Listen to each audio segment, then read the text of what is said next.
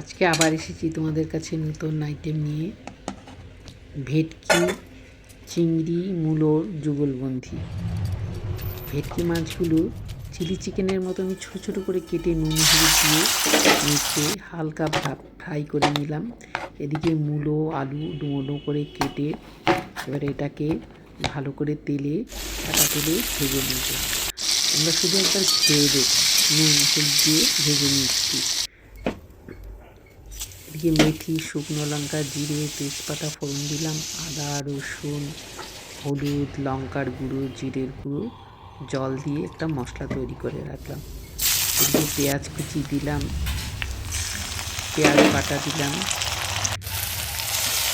মশলাটা দিলাম, জলে যেটা গুঁড়ো রেখেছিলাম কষিয়ে এবারে টমেটো গ্রেট করে রেখেছিলাম দিয়ে কষিয়ে নিচ্ছি। এদিকে চিংড়ি মাছটা আমি হালকা ভেজে এটা শিলে বেটে নিচ্ছি, দিয়ে এবার এটার সাথে কষাবো।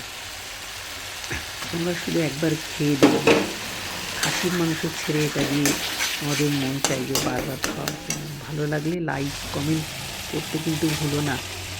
মূলো আর আলু ভেজে রাখাটা দিয়ে কড়াই সিটি দিয়ে ভালো করে কষাবো। এদিকে গোটা গরম মশলা আমি বেটে নিচ্ছি জল দিয়ে। যারা নতুন আমার চ্যানেলটা দেখছো তারা কিন্তু সাবস্ক্রাইব করতে ভুলো না, গরম মশলা দিয়ে দিও আর আইকন বেলটা অন কিন্তু করে দিও। এবারে ভেটকি মাছটা দিয়ে দিলাম। এখন কি সুন্দর গন্ধ বেরিয়েছে, গাওয়া ঘি 1 চামচ দিয়ে দিলাম। তোমরা শুধু খেয়ে একবার দেখো, তারপরে আমায় জানাবে, ভালো লাগলে জানাবে। এদিকে আমি লেবু পাতা গন্ধ